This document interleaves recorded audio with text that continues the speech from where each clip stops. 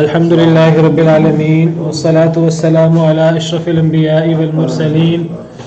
أما بعد فأعوذ بالله من الشيطان الرجيم من همزه ونفخه ونفثه بسم الله الرحمن الرحيم رب اشرح لي صدري ويسر لي أمري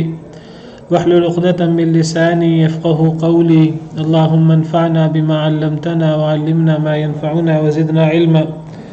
فبشر عباد الذين يستمعون القول فيتبعون أحسنه أولئك الذين هداهم الله وأولئك هم أولو الألباب أعوذ بالله من الشيطان الرجيم بسم الله الرحمن الرحيم وقالت اليهود ليست النصارى على شيء وقالت النصارى ليست اليهود على شيء وهم يتلون الكتاب كذلك قال الذين لا يعلمون مثل قولهم فالله يحكم بينهم يوم القيامة فيما كانوا فيه يختلفون ومن أظلم ممن منع مساجد الله أن يذكر فيها اسمه وسعى في خرابها أولئك ما كان لهم أن يدخلوها إلا خائفين لهم في الدنيا خزي ولهم في الآخرة عذاب عظيم ولله المشرق والمغرب فأينما تولوا فثم وجه الله إن الله واسع عليم أعوذ بالله من الشيطان الرجيم بسم الله الرحمن الرحيم وقالت اليهود ليست النصارى على شيء وقالت النصارى ليست اليهود على شيء وهم يتلون الكتاب یہودیوں نے کہا نہیں ہے نصارہ کسی شے پر، یعنی نصارہ کی کوئی حیثیت نہیں ہے، نصارہ راہ حق پر نہیں ہے، وہ باطل پر ہیں، غلط عقائد پر ہیں، غلط طور طریقے پر ہیں۔ وقالت النصارى اور نصارہ نے کہا لیست الیہود علی شیء نہیں ہے یہود علی شیء کسی شے پر، جس طرح یہودیوں نے نصارہ کے بارے میں کہا کہ وہ حق پر نہیں ہے، وہ باطل پر ہیں، ان کی کوئی حیثیت نہیں ہے، بالکل اسی طرح نصارہ نے یہودیوں کے بارے میں کہا، یہودیوں کا انکار کیا، یہودیوں کے عقیدے کا، یہودیوں کی کتاب کا، یہودیوں کے نبی کا، یہودیوں کے طور طریقے کا انہوں نے انکار کیا۔ وہم یتلون الکتاب حالانکہ وہ کتاب پڑھتے ہیں۔ اللہ فرماتے ہیں کہ دونوں کتاب پڑھتے ہیں لیکن دونوں نے ایک دوسرے کا انکار کیا۔ حالانکہ اس طرح نہیں ہونا چاہیے کہ کوئی کتاب پڑھتا ہو اور کتاب پڑھنے کے بعد کسی کی جو حق بات ہے کوئی اس کا انکار کرتا ہے۔ اب یہود جب انہوں نے نصارہ کی مخالفت میں نصارہ کو کہا کہ نصارہ کسی شے پر نہیں ہے، کوئی حیثیت نہیں ہے، نہ انہوں نے حضرت عیسیٰ کو، نصارہ اپنے آپ کو حضرت عیسیٰ کی طرف منسوب کرتے تھے، حضرت عیسیٰ کو اپنا نبی اور نبی کے بعد پھر انہوں نے مزید غلو کر کے انہیں اللہ یا اللہ کا بیٹا قرار دے دیا۔ تو بہرحال یہودیوں نے نصارہ کا ٹوٹلی انکار کیا، انہوں نے کہا کہ نصارہ حق پر نہیں ہے، باطل پر ہے، نصارہ کی کتاب کی کوئی حیثیت نہیں ہے، انجیل کا انہوں نے انکار کیا، انجیل کا رد کیا، نصارہ کے نبی سیدنا عیسیٰ علیہ السلام کا انکار کیا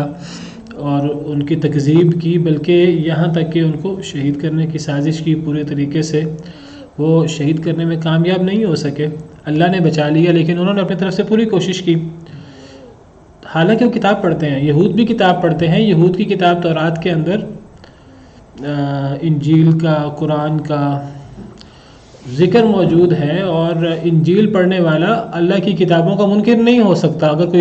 کوئی تورات پڑھے صحیح طریقے سے، اللہ کی ہر کتاب اپنے بعد والی کتاب کی تائید بھی کرتی ہے، بشارت دیتی ہے، اور بعد والی کتاب پچھلی کتابوں کی تصدیق کرتی ہے۔ آپ قرآن کریم کو دیکھ لیجئے، قرآن کریم نہ پچھلی کتابوں کا رد کرتا ہے، نہ پچھلے انبیاء کرام علیہ السلام کا رد کرتا ہے۔ اسی طرح پچھلی کتابیں تورات انجیل قرآن کا رد نہیں کرتی، قرآن کی بشارت دیتی ہیں، قرآن کی تائید کرتی ہیں، نبی کریم صلی اللہ علیہ وسلم کے بارے میں خوشخبریاں سناتی ہیں تورات انجیل۔ یہی صورت تورات انجیل کی آپس کی ہے، لیکن انہوں نے ایک دوسرے کی مخالفت میں گروہ بندی کا مظاہرہ کر کے، تفرقہ بازی کا مظاہرہ کر کے، انہوں نے ایک دوسرے کی حق بات کو بھی ماننے سے انکار کیا، اور انہوں نے ایک دوسرے کو بالکل غلطی پر اور باطل پر قرار دیا۔ تو یہود نے عیسائیوں کے بارے میں کہا کہ انجیل کی کوئی حیثیت نہیں ہے، حضرت عیسیٰ کا انہوں نے رد کیا، حالانکہ یہود تورات پڑھتے تھے اور تورات کے اندر ان کی بشارت موجود تھی، ان کا ذکر موجود تھا۔ اور نصارہ نے کہا یہود کسی شے پر نہیں ہے۔ نصارہ نے یہود اور یہود کی کتاب تورات کے بارے میں اس قسم کا موقف اختیار کیا، یہود کی مخالفت کرتے کرتے جو صحیح چیز ہے اس کا بھی انکار کیا۔ دیکھیے حالانکہ نصارہ بھی کتاب پڑھتے ہیں، انجیل پڑھتے ہیں۔ دیکھیں اسلام کی جو بہت بڑی چیز ہے کہ ہم جو یہود و نصارہ کو کہتے ہیں، یہودی ہمارے نبی کو برا بلا کہتے، حضرت عیسیٰ کو برا بلا کہتے، عیسائی حضرت موسیٰ کو تو چلو برا نہیں کہتے، عیسائی نبی کریم صلی اللہ علیہ وسلم کے بارے میں جو ان کے منہ میں آتا ہے، جو بکواس وہ کرتے ہیں، اور وہ ہر ممکن طریقے سے نبی صلی اللہ علیہ وسلم اور اسلام کے بارے میں اور قرآن کے بارے میں اپنا خبث باطن اگلتے رہتے ہیں، اور جو ان کے دلوں میں ہے وہ اس سے زیادہ ہے۔ لیکن آپ دیکھیں اسلام نہ تورات کے خلاف کوئی بات کرتا ہے، اسلام نہ انجیل کے خلاف کوئی بات کرتا ہے، نہ حضرت سیدنا موسیٰ علیہ السلام کے بارے میں بات کرتا ہے، نہ سیدنا عیسیٰ علیہ السلام کے بارے میں کوئی، بلکہ جو غلط چیزیں انہی لوگوں نے اپنے نبیوں کے بارے میں منسوب کی ہوئی ہیں، غلط طور پہ تورات و انجیل میں شامل کی ہوئی ہیں، قرآن اس کا رد کرتا ہے۔ نبی صلی اللہ علیہ وسلم نے فرمایا حضرت موسیٰ کے تو ہم زیادہ قریب ہیں، حضرت ابراہیم کے تو ہم زیادہ قریب ہیں۔ مشرکین اپنے آپ کو کہتے تھے، مشرکین مکہ، ہم ابراہیمی ہیں، اپنے آپ کو دین ابراہیمی کا حامل۔ اللہ نے فرمایا کہ یہ مشرکین مکہ، یہ قریش مکہ، یہ حضرت ابراہیم کے قریب نہیں ہے، کیونکہ حضرت ابراہیم کے طور طریقے پر نہیں ہے۔ حضرت ابراہیم علیہ السلام کا دین اور جو ان کا توحید کا خاصہ ہے، انہوں نے اس کو تحریف کر کے رکھ دیا، بدل کے رکھ دیا، امر بن لحی بدبخت کے پیچھے لگ کر۔ تو قرآن کہتا ہے اِنَّ أَوْلَى النَّاسِ بِإِبْرَاهِيمَ لَلَّذِينَ اتَّبَعُوهُ وَهَذَا النَّبِيُّ وَالَّذِينَ آمَنُوا۔ حضرت ابراہیم کے سب سے قریب قریش مکہ نہیں ہے، حضرت ابراہیم کے سب سے قریب حضرت ابراہیم کے پیروکار تھے، وَهَذَا النَّبِيُّ، اور یہ نبی، وَالَّذِينَ آمَنُوا، اور ایمان والے حضرت ابراہیم کے قریب ہیں، حضرت ابراہیم کے متبع کہلانے کے حقدار ہیں، کیونکہ وہ حضرت ابراہیم جو دین لائے تھے اس دین کو بعد والے انبیاء نے بھی وہی دین پیش کیا، اور ایمان والے بھی اسی دین کو سینے سے لگائے ہوئے ہیں۔ تو ایمان والے اصل میں حضرت ابراہیم کے قریب ہیں۔ بالکل یہی معاملہ حضرت موسیٰ، سیدنا عیسیٰ علیہم السلام اجمعین، تمام انبیاء کرام علیہم السلام کا۔ ایک یہودی کسی شے پر نہیں ہے،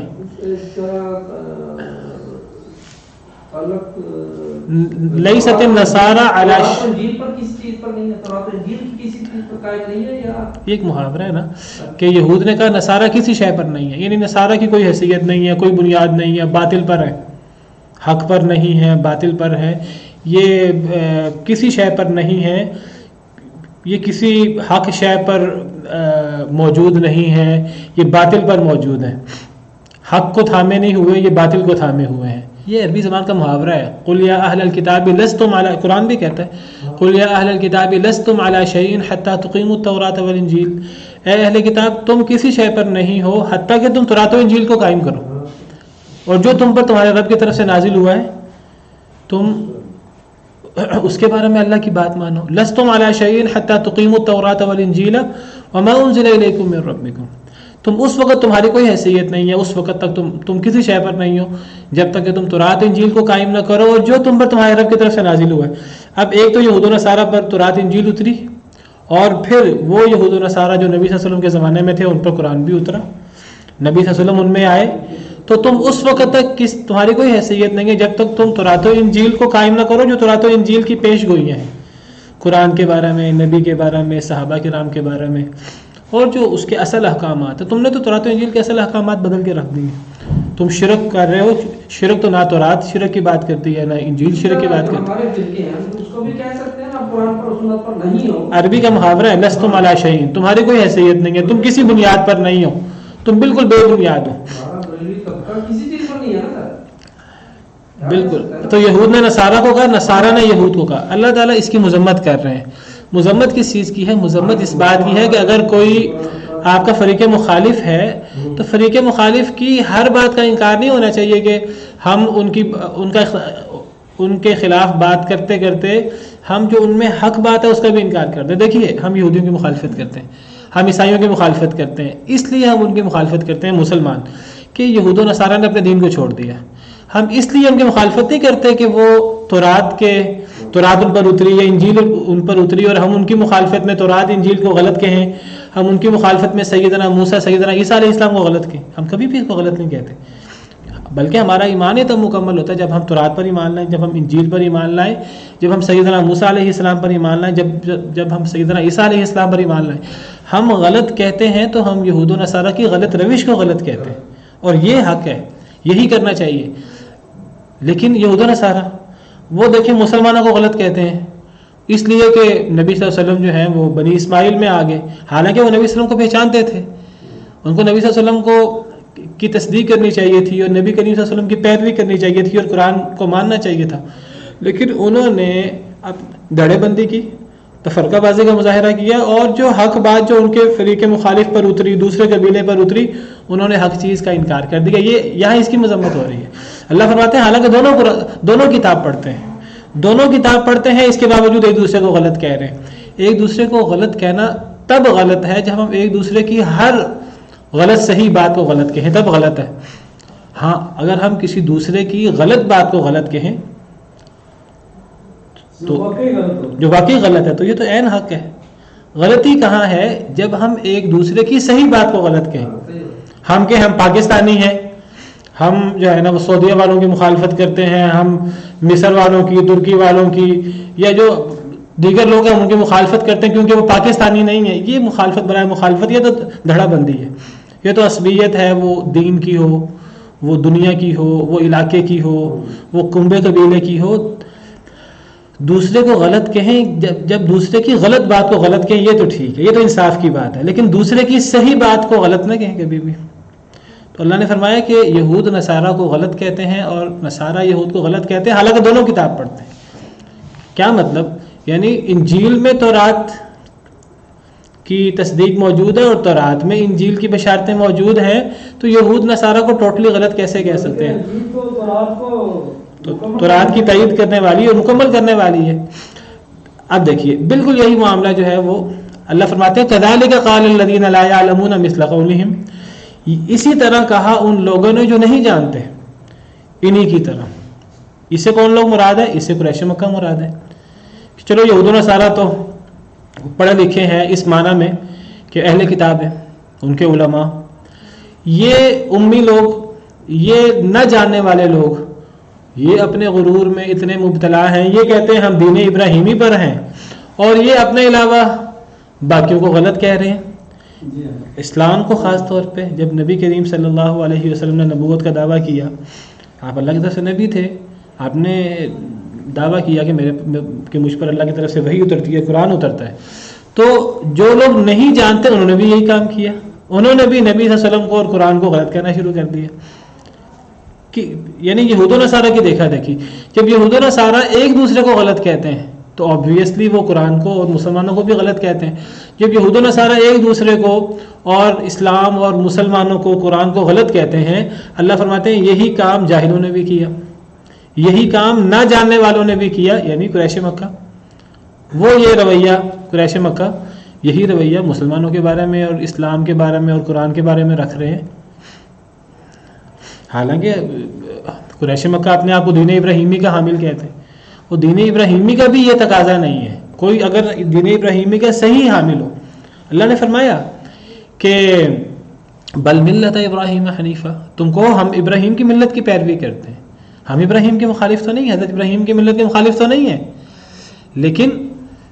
یہ بات یاد رکھو کہ وما کان من المشرکین، ابراہیم علیہ السلام مشرک نہیں تھے، بلکہ ہم تو قولوا آمنا باللہ وما انزل الینا وما انزل الی ابراہیم و اسماعیل و اسحاق و یعقوب والاسباط، تم کہو کہ ہم اللہ پر ایمان لائے اور جو کچھ ہم پر نازل ہوا ہم اس پر ایمان لائے، اور جو کچھ ابراہیم پر نازل ہوا، اسماعیل پر نازل ہوا، اسحاق پر نازل ہوا، ان کی اولادوں پر، اسباط پر نازل ہوا، جو انبیاء کرام علیہم السلام آئے، وما اوتی موسیٰ و عیسیٰ، جو موسیٰ اور عیسیٰ علیہم السلام کو دیا گیا، ہم اس سب پر ایمان لاتے ہیں۔ لا نفرق بین احد من رسلی، ہم اللہ کے رسولوں میں سے کسی رسول میں فرق نہیں کرتے۔ یہی کام یہود و نصارہ کو کرنا چاہیے تھا، جو نہیں کیا، حالانکہ دونوں اہل کتاب ہونے کا دعویٰ کرتے ہیں، دونوں کتاب پڑھنے کا دعویٰ کرتے ہیں۔ اللہ فرماتے ہیں کتابیں یہ تو نہیں سکھاتی، ساری کتابیں یہ سکھاتی ہیں جو اللہ کی طرف سے اتری ہیں کہ تمام نبی برحق ہیں، تمام کتابیں برحق ہیں۔ ایک دوسرے کو غلط کہنا، ایک دوسرے کے نبیوں کو غلط کہنا، ایک دوسرے کی کتابوں کو غلط کہنا تو 100% غلط ہے۔ یہی کام نہ جاننے والوں نے کیا، یہی کام قریش مکہ نے کیا۔ فاللہ یحکم بینہم یوم القیامہ، اللہ فرماتے ہیں کہ اللہ فیصلہ فرمائے گا ان کے درمیان قیامت کے دن۔ اگر یہ اپنی اس روش سے باز نہ آئے تو پھر اللہ ہی ان کے درمیان فیصلہ فرمائے گا قیامت کے دن، فی ما کانوا فیہ یختلفون، جس میں یہ اختلاف کیا کرتے تھے۔ یہ اگر دنیا میں انہوں نے اپنا اختلاف حل نہ کیا، دلائل موجود ہیں قرآن کی حقانیت کے، نبی کریم صلی اللہ علیہ وسلم کی حقانیت کے لیے معجزات موجود ہیں، کتنی روشن نشانیاں اللہ نے نازل کی، دلائل موجود ہیں، لیکن اگر کوئی نہ مانے بغاوت کرتے ہوئے، تو اللہ فرماتے ہیں کہ پھر اللہ قیامت کے دن پھر فیصلہ فرمائیں گے۔ اللہ نے دنیا کو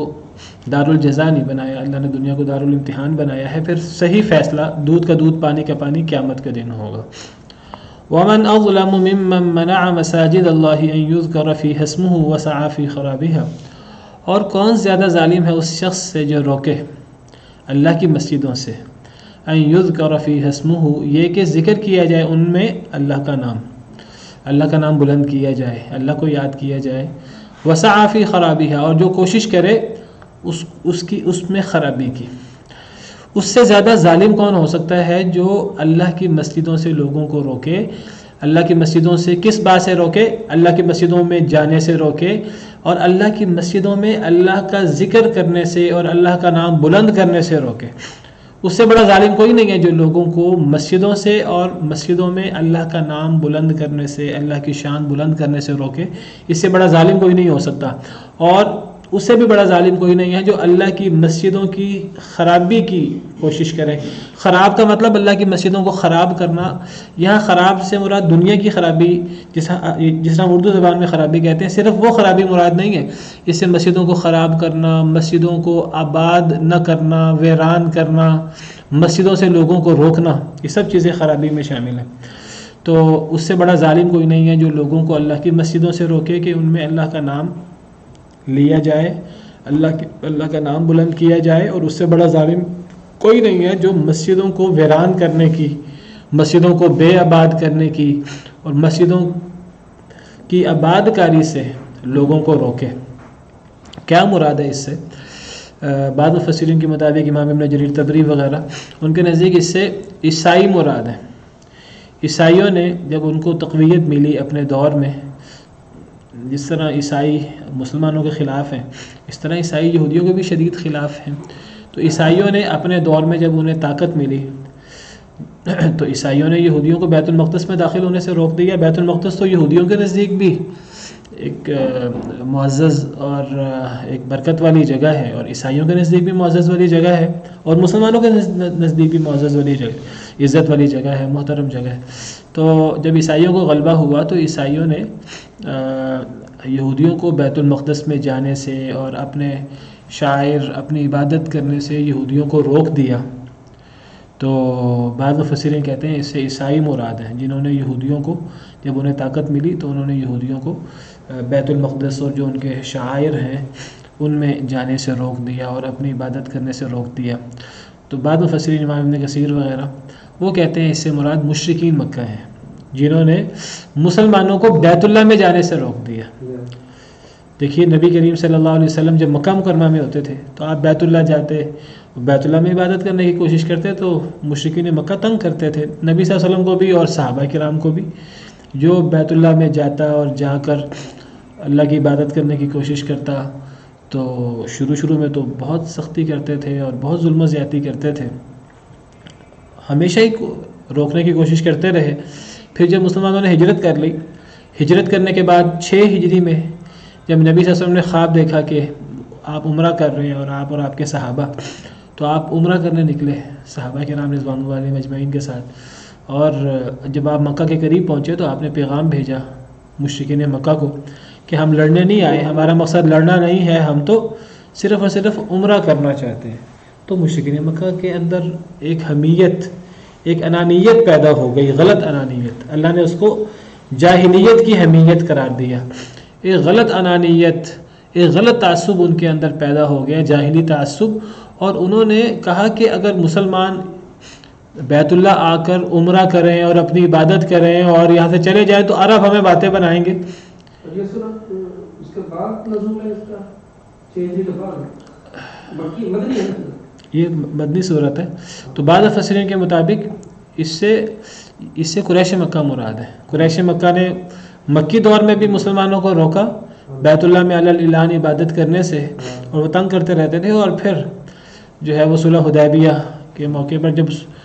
جب مسلمان عمرہ کرنے گئے تو انہوں نے روک دیا، انہوں نے کہا کہ نہیں، اگر مسلمان جو ہے وہ عمرہ کر لیں گے تو عرب ہمیں باتیں بنائیں گے کہ تمہارے دشمن آئے تھے اور دیکھو وہ عمرہ کر کے چلے گئے اور تم آرام سے بیٹھے رہے، نہیں ہم تو لڑیں گے، ہم تو انہیں داخل نہیں ہونے دیں گے۔ نبی صلی اللہ علیہ وسلم نے اپنا حضرت عثمان رضی اللہ عنہ کو بھیجا کہ ہمارا مقصد لڑنا نہیں ہے، تو ہم صرف عبادت کرنے آئے ہیں اور ہم صرف عمرہ کرنے آئے ہیں۔ تو مشہور ہو گیا کہ حضرت عثمان کو شہید کر دیا گیا۔ جب نبی صلی اللہ علیہ وسلم کو یہ خبر ملی کہ حضرت عثمان کو شہید کر دیا گیا، حالانکہ یہ خبر صحیح نہیں تھی لیکن پروپیگنڈا ہوا، مشہور کر دیا گیا، تو پھر آپ نے بیعت لی مسلمانوں سے۔ آپ نے فرمایا ہم تو عبادت کرنے آئے تھے، ہم تو لڑنے نہیں آئے تھے، لیکن اگر یہ ہمارے سفیر کے ساتھ یہ ظلم زیادتی کرتے ہیں تو اب ہم برداشت نہیں کریں گے۔ تو آپ نے پھر بیعت لی، جس کو بیعت رضوان کہتے ہیں۔ آپ نے بیعت لی، اور اب کفار مکہ تو مسلمانوں سے لڑ کر دیکھ چکے تھے، جنگ بدر میں انہیں ہزیمت اٹھانا پڑی تھی، جنگ احد میں بھی انہیں شروع میں ہزیمت اٹھانا پڑی تھی، بعد میں مسلمانوں کا نقصان ہوا نبی صلی اللہ علیہ وسلم کے حکم کی مخالفت کی وجہ سے۔ جنگ خندق میں پھر وہ آئے، اور جنگ خندق میں انہیں واپس جانا پڑا، ہوا چل پڑی، وہ محاصرہ کر کے بیٹھے رہے، لیکن پھر سخت سردی ہو گئی، اور پھر اللہ کے حکم سے جب ہوا چلی اور پھر ان کو تب واپس جانا پڑا۔ 10,000 کا لشکر مسلمانوں کے خلاف جمع ہو گیا تھا، پھر انہیں واپس جانا پڑا۔ انہیں اندازہ تھا کہ اب اگر مسلمان بیعت کر رہے ہیں، بیعت کا مطلب کہ اب ہم اپنی جان کی پرواہ بھی نہیں کریں گے، ہم حضرت عثمان کے خون کا بدلہ لیں گے، تو پھر اب انہوں نے اپنا وفد وغیرہ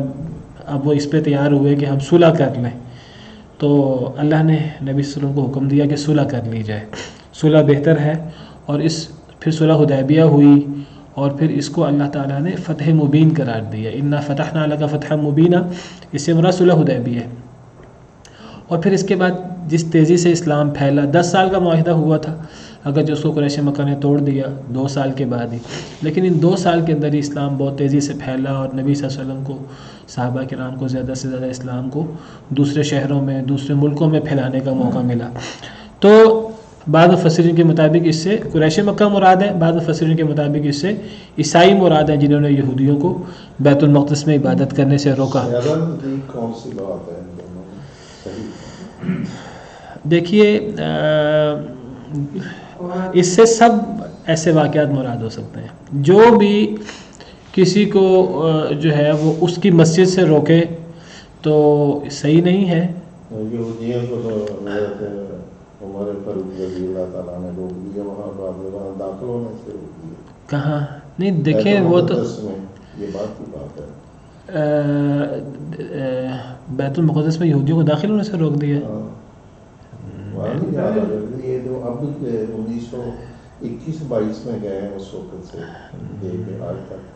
عیسائیوں نے خود کہا تھا یہ شرارتی قوم میں نہ داخل کیا، پھر مجلس شورا بیٹھی، یہاں مدینے میں دوبارہ فیصلہ کیا تو منع کر دیا کہ وہ قطعات بھی میرا حال ترکی والوں کے پاس آئی ہے۔ ہمارا اللہ عالم میرے ذہن میں یہ بات موجود نہیں ہے۔ تو اللہ کی مسجد میں اللہ کا ذکر کرنے سے تو نہیں کسی کو روکنا چاہیے، اور یہ بڑا ظلم ہے۔ فرمایا اولئک ما کان لهم ان يدخلوها الا خائفین، یہی وہ لوگ ہیں نہیں لائق ان کے لیے کہ وہ داخل ہوں اس میں الا خائفین، مگر ڈرتے ہوئے۔ یہ جو لوگ روک رہے ہیں، اگر اسے مشرکین مکہ مراد ہے تو اللہ فرماتے ہیں ان کے یہ لائق نہیں ہے کہ یہ ان مسجدوں میں داخل ہوں، یعنی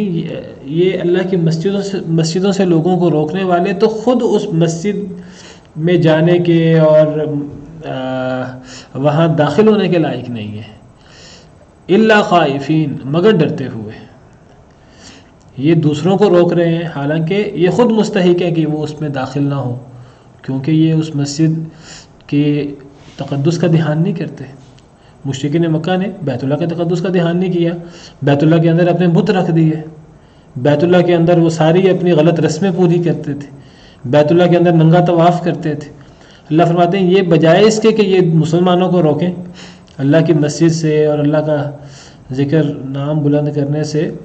تو یہ تو بیت اللہ سے لوگوں کو روک رہے ہیں، حالانکہ یہ خود لائق نہیں ہے کہ یہ مسجدوں میں داخل ہوں۔ ہاں یہ اس بات کے لائق ہے کہ اگر یہ داخل ہو تو ڈرتے ہوئے داخل ہو۔ مفسرین کہتے ہیں کہ یہ ایک خبر کا انداز ہے، لیکن اصل میں اس کے اندر ایک پیش گوئی ہے، ایک بشارت ہے مسلمانوں کے لیے۔ یہ آیت پہلے نازل ہوئی تھی فتح مکہ سے، اس کے اندر بشارت ہے کہ ایک وقت آئے گا کہ مسلمانوں کا غلبہ ہو جائے گا بیت اللہ پر، جس بیت اللہ سے وہ مسلمانوں کو روک رہے ہیں۔ ایک وقت آئے گا کہ وہ بیت اللہ میں ڈرتے ہوئے داخل ہوں گے۔ جب فتح مکہ ہوئی تو پھر اب مشرکین ڈر رہے تھے کہ کہیں ہمارے بارے میں کوئی سخت فیصلہ نہ ہو جائے، وہ تو پھر نبی صلی اللہ علیہ وسلم نے معاف کر دیا سب کو، چند لوگوں کے علاوہ آپ نے سب کو عمومی معافی کا اعلان کر دیا۔ تو گویا کہ یہ ایک خبر ہے، لیکن اس کے اندر گویا کہ ایک بشارت ہے مسلمانوں کے لیے کہ ایک وقت آئے گا کہ مسلمان جو ہیں وہ بیت اللہ وہ مکہ کو فتح کر لیں گے، اور بیت اللہ پر مسلمان جو ہیں پھر نگران ہوں گے۔ اللہ نے فرمایا ما کان للمشرکین ان یعمروا مساجد اللہ، مشرکوں کا یہ کام نہیں ہے کہ اللہ کی مسجدوں کو آباد کریں، ایک مشرک کبھی اللہ کی مسجد کو آباد نہیں کر سکتا۔ شاہدین علی انفسہم بالکفر، حالانکہ یہ خود اپنے نفسوں پر کفر کی گواہی دیتے ہیں۔ ایک کافر شخص اللہ کی مسجد کو آباد کرے اور اللہ کی مسجد کا رکھوالا بن جائے۔ مشرکین کہتے تھے ہم بیت اللہ کے رکھوالے ہیں،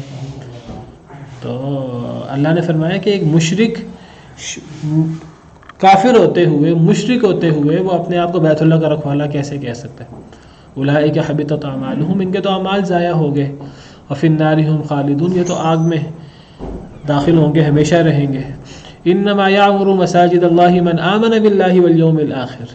اللہ کی مسجدوں کا رکھوالا، اللہ کی مسجدوں کو آباد کرنے والا تو وہ ہے جو اللہ پر ایمان لاتا ہے اور آخرت پر ایمان لاتا ہے۔ ولم یخش الا اللہ، جو اللہ کے علاوہ کسی سے نہیں ڈرتا۔ وعسى اولئک ان یکونوا من المفلحین، تو شاید کہ یہ لوگ کامیاب ہوں۔ پھر فرمایا کہ تم کہتے ہو ہم حاجیوں کو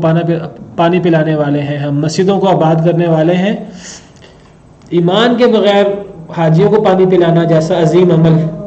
اس کی بھی کوئی حیثیت نہیں ہے۔ چلیں اذان کے بعد تو فرمایا کہ لہم فی الدنیا خزی ولہم فی الآخرۃ عذاب عظیم، ان کے لیے دنیا میں رسوائی ہے اور ان کے لیے آخرت میں بہت بڑا عذاب ہے۔ یہ جو اللہ کی مسجدوں سے لوگوں کو روکنے والے ہیں اور اللہ کی مسجدوں کو ویران کرنے کی کوششوں میں لگے ہوئے ہیں، ان مسجدوں میں کوئی داخل نہ ہو، بے آباد کرنے کی کوششوں میں لگے ہوئے ہیں، تو یہ لوگ ایک وقت آئے گا کہ اس اللہ کے مسجدوں میں ڈرتے ہوئے داخل ہوں گے،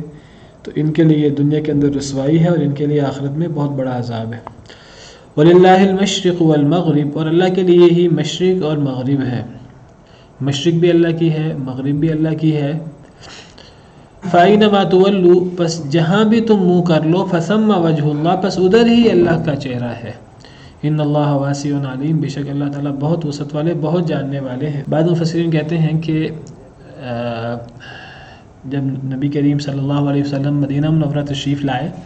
تو آپ کو پتہ ہے کہ 16-17 ماہ بیت المقدس کی طرف منہ کر کے نماز پڑھی گئی۔ نبی صلی اللہ علیہ وسلم نے اپنی طرف سے یہ حکم نہیں دیا تھا، یہ اللہ کی طرف سے نبی صلی اللہ علیہ وسلم کو حکم تھا، آزمائش مقصود تھی۔ قرآن کریم میں اس کا ذکر ہے، وَمَا جَعَلْنَا الْقِبْلَةَ الَّتِي كُنْتَ عَلَيْهَا، جس قبلہ پر آپ تھے ہم نے وہ اس لیے بنایا تھا، یعنی بیت المقدس، إِلَّا لِنَعْلَمَ مَن يَتَّبِعُ الرَّسُولَ مِمَّن يَنقَلِبُ عَلَىٰ عَقِبَيْهِ، تاکہ ہم جان لیں کہ کون رسول کی پیروی کرتا ہے اور کون اپنے قدموں پر پھر جاتا ہے۔ اصل میں جو مسلمان ہوتے تھے مشرکین میں سے، عرب میں سے، تو ان کا ایک مکہ مکرمہ کے ساتھ، بیت اللہ کے ساتھ ایک گہرا تعلق تھا، تو اپنے آپ کو بیت اللہ کے رکھوالے اور حاجیوں کو پانی پلانے والے خادم کہا کرتے تھے اپنے آپ کو بیت اللہ کے۔ تو جب وہ مسلمان ہوتے تو اللہ تعالیٰ نے آزمائش کے لیے، جب مسلمان مدینہ منورہ ہجرت کر کے آئے تو شروع میں کچھ عرصہ قبلہ بیت اللہ کر دیا، بیت المقدس کر دیا۔ وجہ یہ تھی کہ اب جب کوئی مسلمان ہوتا ہے تو وہ اللہ اور اللہ کے رسول کے حکم سے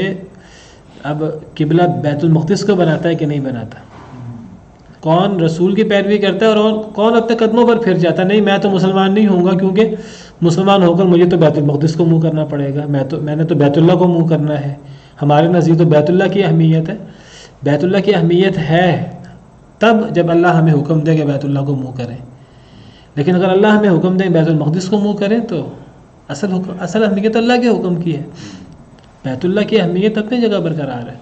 لیکن جہاں اللہ کا حکم ہوگا اللہ کے حکم کے مطابق عمل کرنا ہے۔ تو بعض مفسرین کے مطابق کچھ مسلمان وہ نبی صلی اللہ علیہ وسلم کے حکم سے بیت المقدس کو منہ کرتے تھے، لیکن ان کے دل میں آتا تھا کہ بیت المقدس کو منہ کرنے سے کہ یہ تو نہیں ہمیں ثواب کم ہوتا ہے بیت اللہ کی بجائے، تو اللہ تعالیٰ نے فرمایا وَلِلَّهِ الْمَشْرِقُ وَالْمَغْرِبُ، مشرق بھی اللہ کی ہے، مغرب بھی اللہ کی ہے، تم جہاں منہ کرو وہیں اللہ موجود ہے، تمہیں اللہ کی وہیں رضا حاصل ہوگی اگر اللہ کا حکم ہوگا۔ اگر اللہ نے تمہیں حکم دیا ہے کہ تم بیت المقدس کو منہ کرو تو بیت المقدس پہ تو اللہ کا ہی ہے، مشرق ہو یا مغرب ہو یا شمال ہو یا جنوب ہو، ساری جگہیں اللہ کی ہیں۔ پوری دنیا و ما فیہا، آسمان و زمین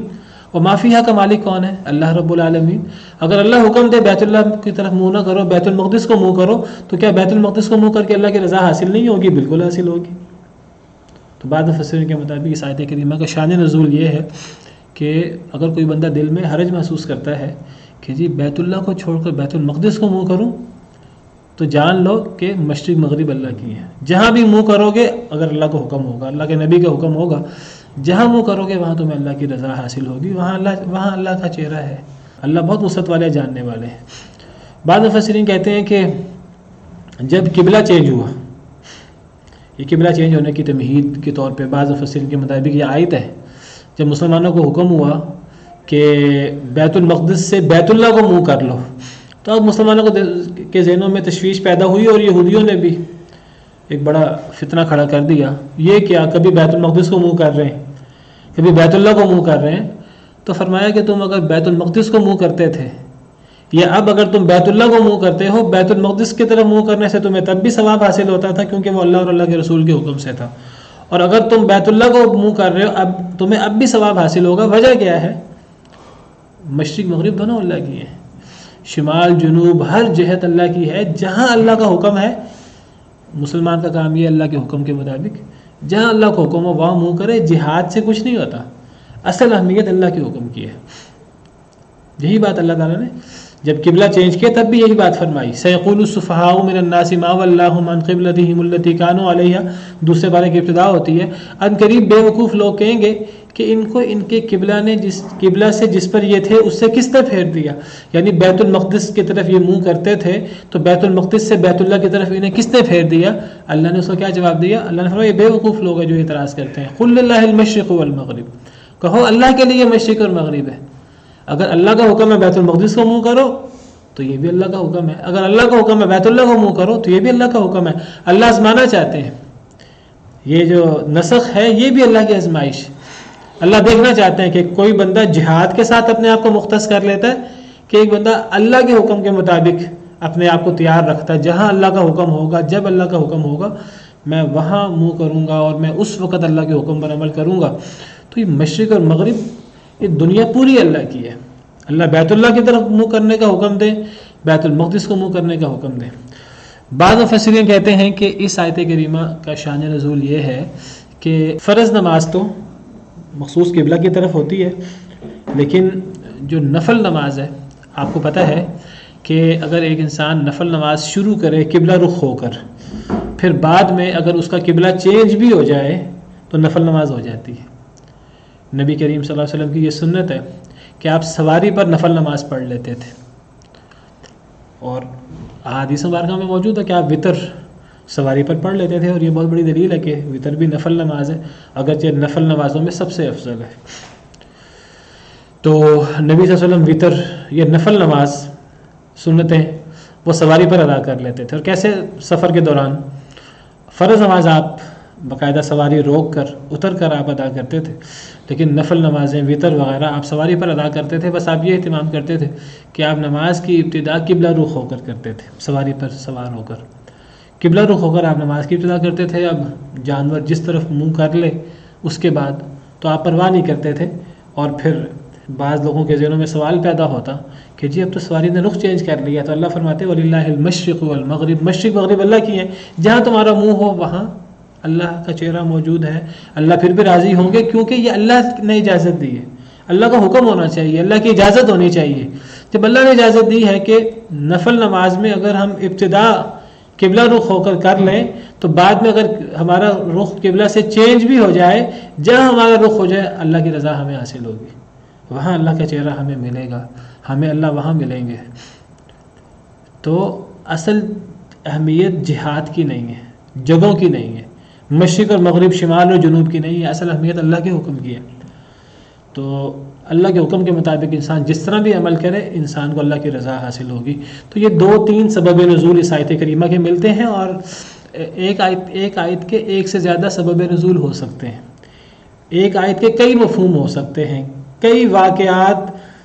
کے بارے میں ایک ہی آیت سب واقعات کے بارے میں اتر سکتی ہے۔ فرض نماز تو نہیں ایسے پڑھی جا سکتی، فرض نماز جو ہے وہ قبلہ رخ ہو کر پڑھی جائے گی، الا یہ کہ انسان اتنا مجبور ہو جائے کہ نہ پڑھ سکے۔ دیکھیے انسان حرام نہیں کھا سکتا، لیکن اگر انسان مجبور ہو جائے تو انسان کو اتنی مجبوری کے تحت انسان کو حرام کھانے کی بھی اجازت ہے۔ فمن اضطر غیر باغ ولا عاد فلا اثم علیہ۔ اسی طرح فرض نماز قبلہ رخ ہوئے بغیر نہیں ہوتی۔ اگر ایک انسان سواری سے اتر کر نماز پڑھ سکے تو پھر سواری پر نماز نہیں ہوتی، لیکن اگر انسان جو ہے وہ فرض نماز سواری کے علاوہ پڑھ ہی نہ سکے، مثلا بحری جہاز پہ سوار ہے اور اس کا مہینوں کا سفر ہے، دنوں کا سفر ہے، مہینوں کا سفر ہے، اب ایک انسان جو ہے وہ فرض نماز بحری جہاز پر ہی پڑھے گا۔ اسی طرح اگر ایک انسان جو ہے وہ جہاز پر سوار ہے، ایروپلین پر، میں کویت تو سعودی عرب گیا ہوا تھا، تو واپس آتے ہوئے تقریباً 2 بجے سعودی عرب سے ہماری فلائٹ تھی پاکستان آنے کے لیے، ان کے 2 بجے تھے، ہمارے 4 بجے تھے۔ اب وہ اس نے اترنا تھا لاہور میں آ کر 11 بجے، 2 بجے رات ہم سوار ہوئے اور 11 بجے ہم نے پہنچنا ہے، تو اب نماز کیسے پڑھی جائے؟ فجر کی نماز کو تو ظہر کے ساتھ جمع نہیں کیا جا سکتا، ظہر کو عصر کے ساتھ جمع کیا جاتا ہے، مغرب کو عشاء کے ساتھ جمع کیا جاتا ہے۔ چلیں یہ تو بھی 4-5 گھنٹے کا سفر ہے، جو لوگ امریکہ کا سفر کرتے ہیں تو 12-14 گھنٹے، وہ کئی نمازیں ہیں، تو ظہر عصر کو جمع کیا جا سکتا ہے۔ اگر اتنا سفر ہو کہ انسان ظہر کے وقت ظہر عصر کی نماز پڑھ سکے، یا انسان مغرب سے پہلے ظہر عصر کی جمع تاخیر کر کے نماز پڑھ سکے، تو پھر بھی انسان کو جو ہے وہ جمع کر کے زمین پر نمازیں پڑھنی چاہیے۔ لیکن ساری یہ جو نکل جائے جی اب جب اس قسم کی مجبوری ہے، اس میں ہم کیا کر سکتے ہیں؟ دیکھیے اللہ تعالیٰ نے دین ہمیں مشکل میں ڈالنے کے لیے نہیں رکھا، اللہ نے دین کے احکامات رکھے ہیں یہ جانچنے کے لیے کہ میرا بندہ میرے احکامات کے مطابق عمل کرتا ہے کہ نہیں کرتا۔ اگر ایک انسان کر ہی نہیں سکتا، اللہ نے ہمیں مشکل میں تو نہیں ڈالنا۔ اللہ فرماتے ہیں ما انزلنا علیک القرآن لتشقى، قرآن اس لیے نہیں اتارا کہ تم مشکل میں پڑ جاؤ، جہاں مشکل آ جائے گی وہاں دین میں آسانی آ جائے گی۔ اگر ایک انسان پانی استعمال نہیں کر سکتا، اللہ نے فرمایا پانی سے وضو کرو، ایک بندہ نہیں پانی استعمال کر سکتا، پانی نہ ہونے کی وجہ سے یا بیماری کی وجہ سے، شدید ٹھنڈک ہونے کی وجہ سے، تو انسان کو وضو کی جگہ تیمم کرنے کی اجازت ہے، غسل کی جگہ تیمم کرنے کی اجازت ہے۔ بلکہ اگر ایک انسان وہاں اگر غسل کرنے کی حاجت ہے اور بیمار ہے، شدید سردی ہے اور پانی گرم نہیں ہے، اگر ایک انسان پھر بھی کہ نہیں میں نے غسل ہی کرنا ہے، تو وہ گناہ گار ہو سکتا ہے، بلکہ گناہ گار ہوگا اگر وہ غسل کرے گا تو۔ بلکہ انسان کو جب اللہ نے سہولت دی ہے کہ انسان وضو کی جگہ تیمم کر لے، غسل کی جگہ تیمم کر لے، انسان کو تیمم کرنا چاہیے۔ وہ ایک صحابی سفر پہ تھے دیگر صحابہ کرام کے ساتھ، وہ شدید بیمار تھے اور سردی بھی تھی، تو ان کو غسل کی حاجت پیش آئی۔ انہوں نے لوگوں سے پوچھا کہ میں کیا کروں، مجھے غسل کرنا ہے، تو اب میں بیمار ہوں اور میں ٹھنڈا پانی برداشت نہیں کر سکتا، گرم پانی نہیں ہے، تو اب میں کیا کروں نماز پڑھنے کے لیے؟ تو باقی صحابہ نے کہا کہ غسل کرنا پڑے گا. انہوں نے غسل کیا اور فوت ہو گئے. تو آپ شدید ناراض ہوئے. بعد میں جب آپ کو پتہ لگا، آپ نے فرمایا کہ جنہوں نے ان کو کہا تھا غسل کریں، انہوں نے اس کو قتل کیا اور آپ ناراض ہوئے شدید. یعنی گویا کہ ان صحابی کو جو ہے وہ تیمم کر لینا چاہیے تھا. تو دیکھیے دین اس لیے نہیں ہے کہ ہم مشکل میں پڑ جائیں. ہاں جہاں ہم دین پر عمل کر سکتے ہیں، اللہ کے حکم پر عمل کر سکتے ہیں، وہاں ہمیں اللہ کے حکم پر بیائی نہیں عمل کرنا ہے. جہاں ہم عمل نہیں کر سکتے وہاں اللہ کی طرف سے آسانی آ جاتی ہے. وضو کی جگہ تیمم ہے. روزہ نہ رکھ سکے انسان تو انسان بعد میں روزہ رکھ سکتا ہے. اللہ نے دین کے اندر آسانی رکھی ہے. چلیں وقت ختم ہو گیا، اسی پر بس کرتے ہیں. سبحان ربک رب العزت عما یصفون وسلام علی المرسلین والحمد للہ رب العالمین.